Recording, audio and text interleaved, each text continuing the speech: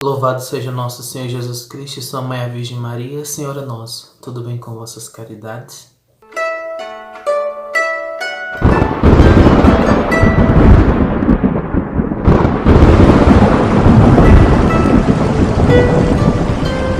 Então, queridos irmãos, como propósito, de resoluções santas para a Quaresma, um sentido espiritual de querermos imitar ao nosso Senhor Jesus Cristo em perfeição, eu quero iniciar com vocês, dentro desse período da Quaresma, um percurso de meditação tirado do livro de Santo Tomás de Aquino, Meditações para a Quaresma.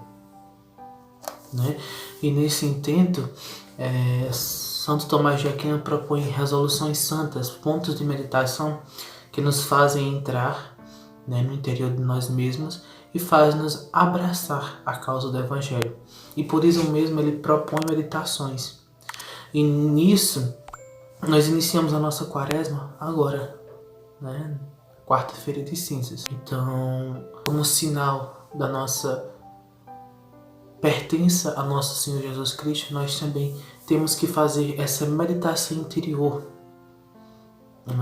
de como tudo começou, a nossa caminhada espiritual, o porquê de nós estarmos aqui, nessa caminhada espiritual, e propor metas de perfeição a partir de agora.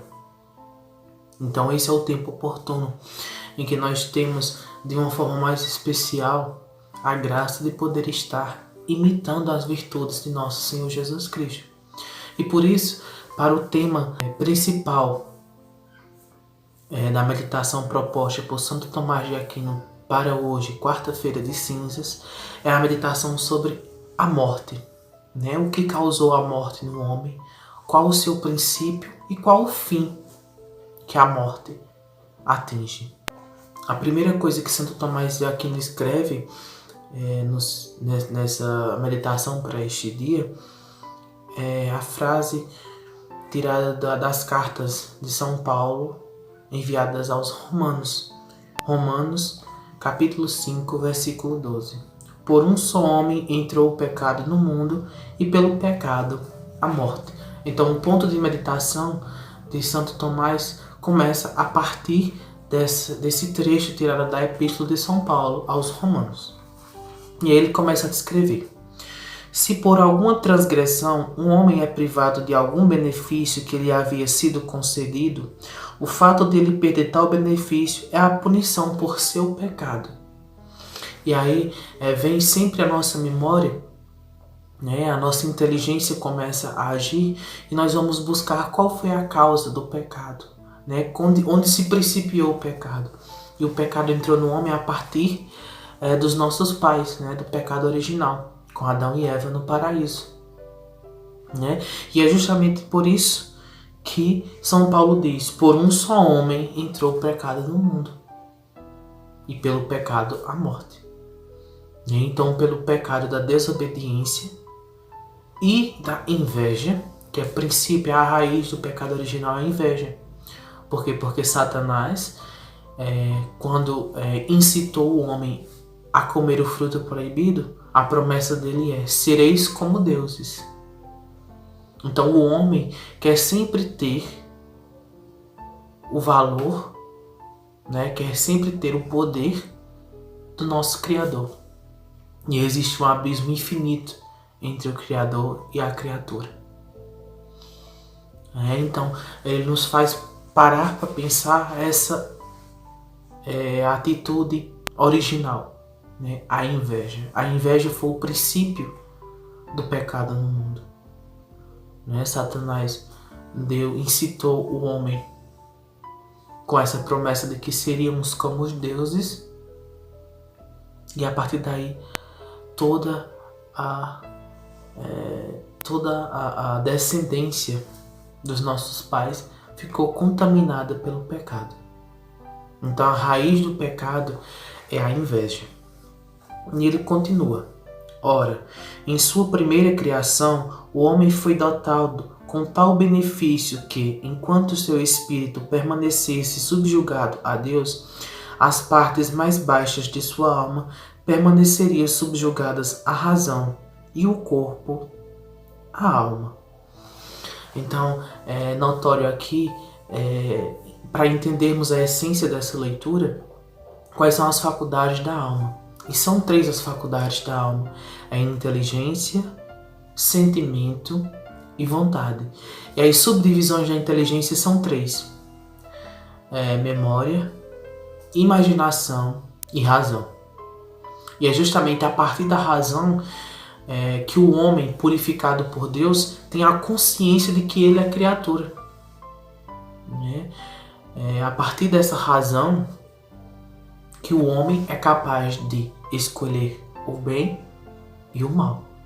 Ele é capaz de escolher se ele vai seguir resoluções santas ou se ele vai preferir seguir outras resoluções que vão contra a vontade de Deus.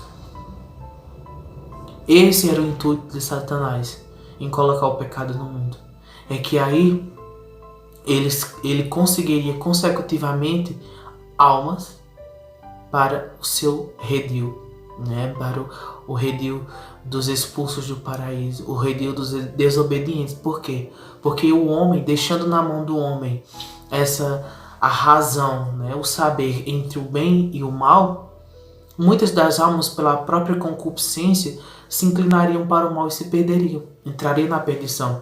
E é justamente esse o intuito de Satanás: querer que nós sigamos o seu plano diabólico, que nós comunguemos com ele da sua destruição. Esse era o propósito. Ele queria que todos os planos de Deus não dessem certo, não obtivessem êxito, assim como ele foi orgulhoso e, sobretudo, invejoso. O princípio do pecado é a inveja. E por isso, esse é o maior dos 7 pecados capitais, dos 7 demônios, é a inveja.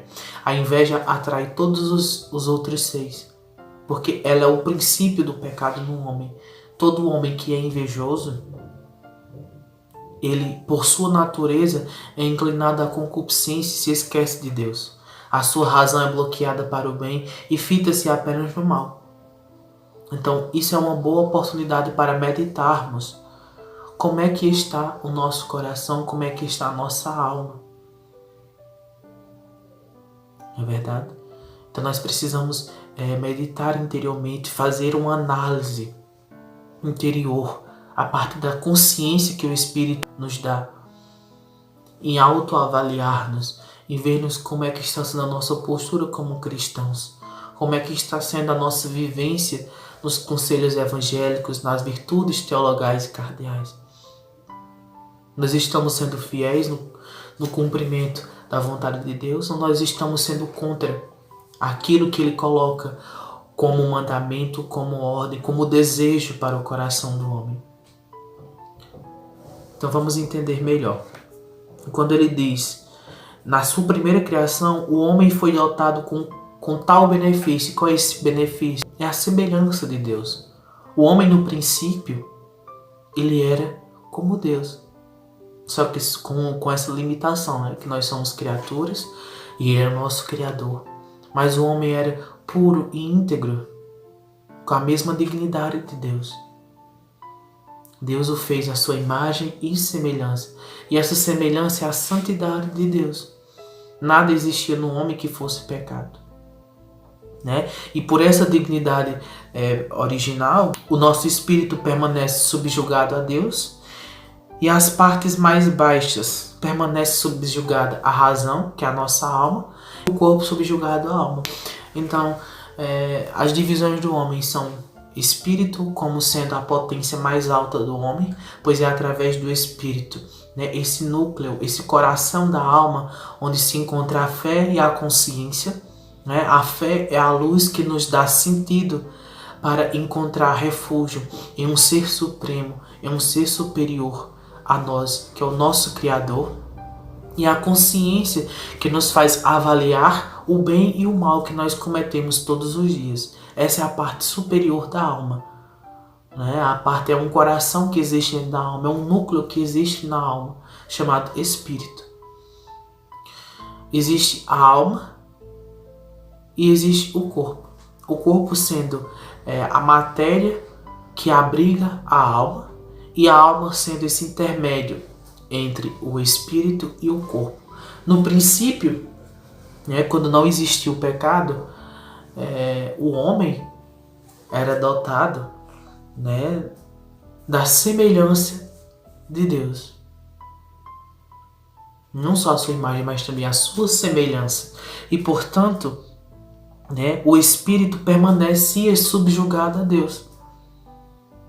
O seu espírito, a sua parte espiritual era totalmente subjugada à vontade de Deus. E as partes mais baixas permaneciam subjugadas à razão. A razão que? De que nós somos criaturas, que nós temos um Criador. Então não existia essa dúvida, né, como muitos perdem a fé. Não existia essa dúvida de que Deus era o nosso Criador. Eles tinham certeza porque eles estavam na comunhão com Deus. E o corpo subjugado à alma. Ou seja, o corpo era semelhante à alma. Por isso, a alma, por ser uma matéria imortal, né, a alma não tem mortalidade, não tem fim, o ser, o corpo, a matéria, a carne, também eram imortais. Então nós tínhamos essa semelhança de Deus. Nós éramos santos e incorruptíveis. No princípio, na criação. O homem comungava dessa presença de Deus, né, na sua imagem, e comungava na sua semelhança, ou seja, na santidade e na incorruptibilidade. E aí, com o plano de Satanás, toda a criação, todo o plano perfeito de Deus foi refreado pela própria vontade do homem. Mas, por quê? Pelo pecado, o espírito do homem se afastou da subjeção a Deus.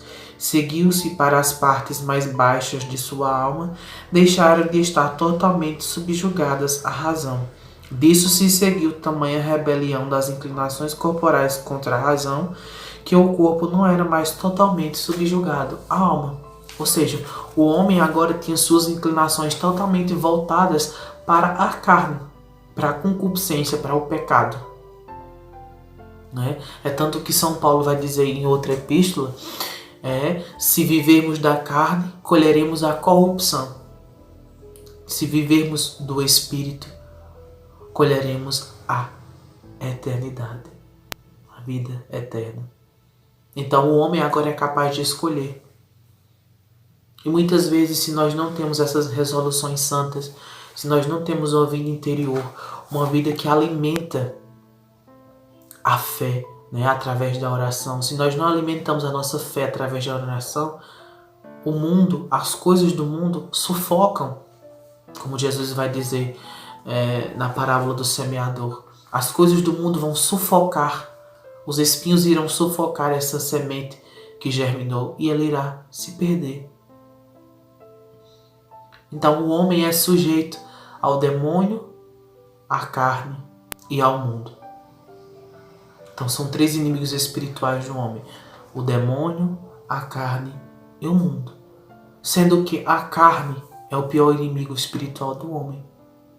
Porque pelo pecado original, ela só vai deixar de sugerir ocasiões de pecado ao homem quando ele morrer. Porque a alma estará livre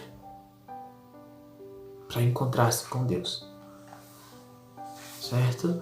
Então, no princípio, na criação, o espírito era subjugado a Deus, né? A alma era subjugada à razão e o corpo à alma.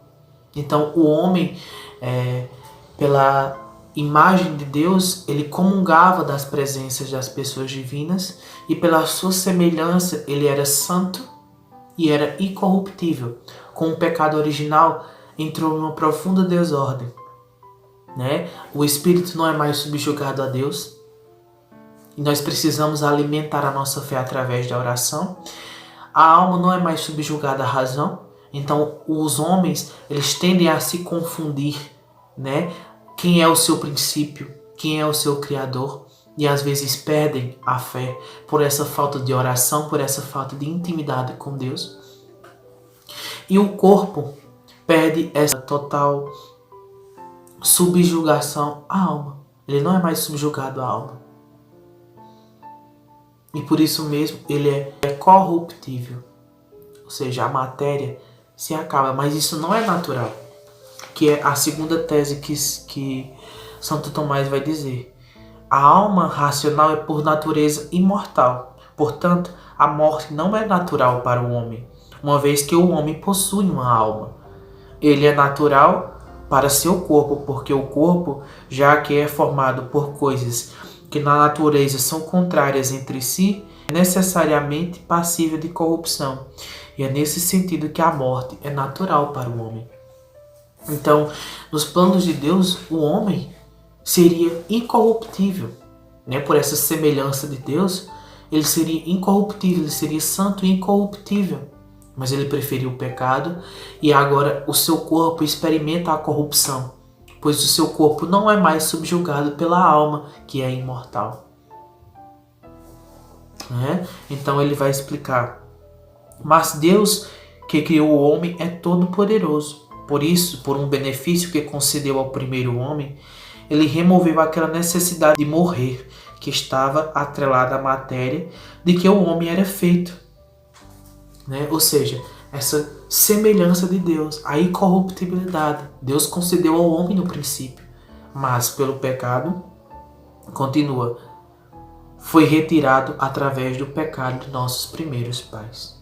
A morte, portanto, é natural se considerarmos a matéria de que o homem é feito, e é uma punição, uma vez que ocorre pela perda do privilégio pela qual o homem estava preservado da morte. Ou seja, em outras palavras, ele quis dizer que é natural, né, a corruptibilidade da carne, da matéria, pelo que ela foi feita, né?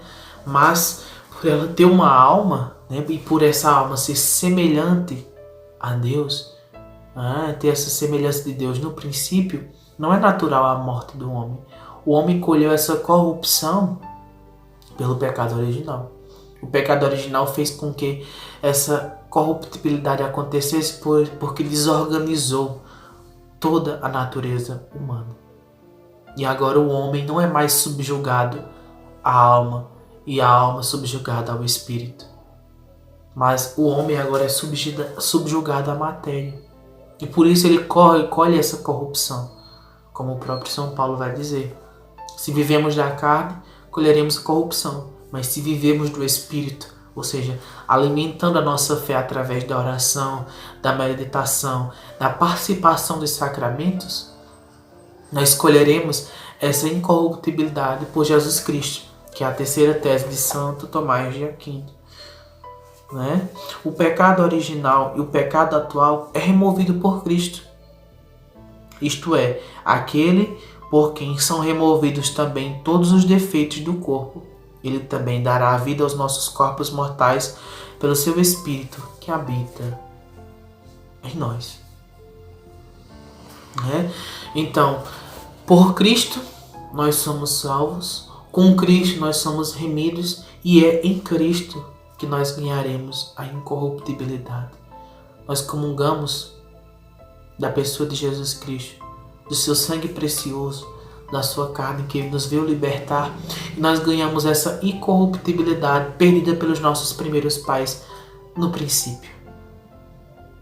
Então Santo Tomás de Aquino propõe para nós hoje essa meditação profunda, né? Essa consciência que nós devemos ter, de que no princípio tudo era perfeito. O homem, ele não colhia da incorruptibilidade. Ao contrário, ele participava da comunhão de Deus. Participava da comunhão de Deus. Pois ele foi criado à sua imagem e semelhança. Essa imagem é a comunhão com as pessoas divinas. E essa semelhança é a santidade e a incorruptibilidade. Mas com o pecado original se rompeu essa semelhança de Deus. O homem agora não era mais subjugado por Deus. Ele era subjugado agora pelo seu corpo, pela matéria. E se nós vivermos do corpo, nós escolheremos a corruptibilidade. Entretanto, se vivermos no Espírito, né, se vivermos alimentando a nossa fé através da oração. Também corrigindo os nossos excessos, corrigindo aquilo que é mal em nós, corrigindo o nosso temperamento, corrigindo nossas falhas de virtude, nós escolheremos com Cristo e em Cristo a incorruptibilidade. Então espero que esse vídeo provoque uma meditação constante nos vossos corações para este dia de hoje. E assim como é proposto por nossa igreja, lembre-se que nós somos pó e que ao pó há de voltarmos. Há de voltarmos. Portanto, se vivermos do pó, voltaremos ao pó. Mas se vivermos pelo Espírito, colheremos a vida eterna. Louvores a Deus.